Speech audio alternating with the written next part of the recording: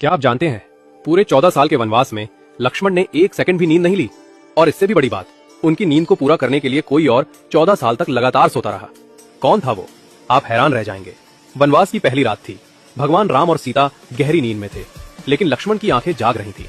उन्हें लगा, यदि मैं सो जाऊं तो जंगल के खतरे मेरे भैया और भाभी को नुकसान पहुंचा सकते हैं। इसी समय निशाचर देवी निद्रा अवतरित हुई। उन्होंने कहा, लक्ष्मण, 14 वर्षों तक जागना किसी मानव के बस की बात नहीं। तुम्हें यह वरदान तभी मिलेगा जब कोई तुम्हारी नींद अपने ऊपर ले ले। लक्ष्मण ने पूछा, कौन करेगा यह बलिदान? निद्रा मुस्कुराई, तुम शेषनाग के अवतार हो और तुम्हारी पत्नी उर्मिला लक्ष्मी का स्वरूप, वो ही तुम्हारे हिस्से की नींद सो सकती है। उसी रात उर्मिला सो गई, लेकिन ये नींद सामान्य नहीं थी। ये लक्ष्मण की 14 साल की नींद थी।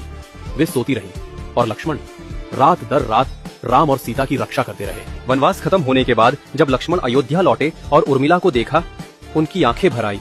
उर्मिला ने आंखें खोली और 14 साल बाद पहली बार मुस्कुराई। लक्ष्मण ने कहा, तुम्हारे इस त्याग के बिना मैं इस धर्म को निभा ही नहीं पाता।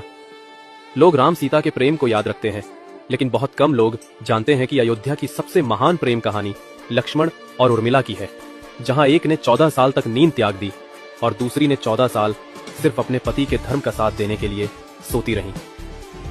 ये कहानी हमें सिखाती है, सच्चा त्याग बिना शोर के किया जाता है। जय श्री राम।